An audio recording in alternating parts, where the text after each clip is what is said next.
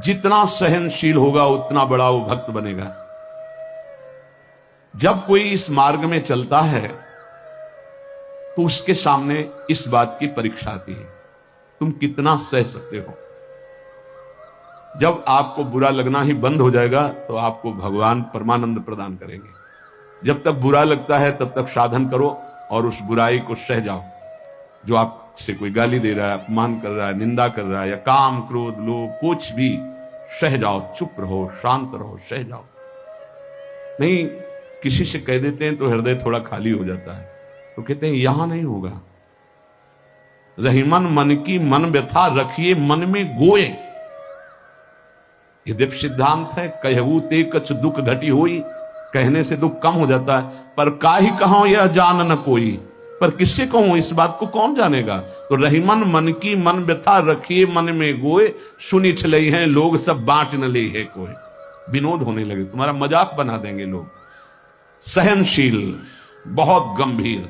वैसे भी साधुता की जब बातें आती तो सहनशील, आशय, उदार, धीरज सहित विवेकी, जहां देखो तहां तितिक्षवः पहला शब्द है साधु के लक्षण का। यहां कह रहे हैं दो बातें भक्त की पहली पहचान। पहला, सहनशील कितना है।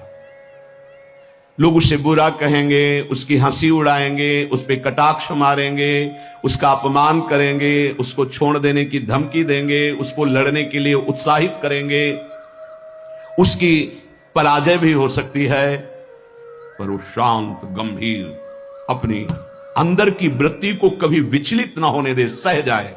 बहुत ध्यान देने की बात है। भजन करके उसे बचाना कठिन, बचा के पचाना कठिन। यह है भजन करना और उसको बचाना और उसको पचाना। आपको बुरा कहेंगे, पूज्य बाबा कह रहे, हंसी उड़ाएंगे, आपके कटाक्ष मारेंगे, बड़ा भजनानंदी बनता है, किसी से तो बात ही नहीं करता है, अपने को कुछ ज्यादा ही भगत समझते हैं क्या। ऐसे क्या क्या कटाक्ष करेंगे, आपको लड़ने के लिए उकसाएंगे, उत्साहित करेंगे कि आप लौट कर उनको जवाब दीजिए, लड़िए। वो ऐसा महसूस करवाएंगे कि आप हार गए, चुप हो गए, आप दब गए। चुप हो जाओ, हार जाओ, हरि को हरि नाम, मौन होकर चुपचाप सह जाओ। इस गुण से अध्यात्म की उन्नति बहुत जोर की होती है। सहिष्णु, सहनशीलता, तितिक्षा, इनको एक ही शब्द के पर्यायवाची है। सहित सहित बाढ़े भगत गृह तन गुरु हित गार, सेवक जी महाराज कहते हैं। और जिसके अंदर सहनशीलता नहीं है तो वो केवल परमार्थ का आडंबर करेगा, स्वप्न में भी आध्यात्मिक उन्नति नहीं हो सकती। जागृत की तो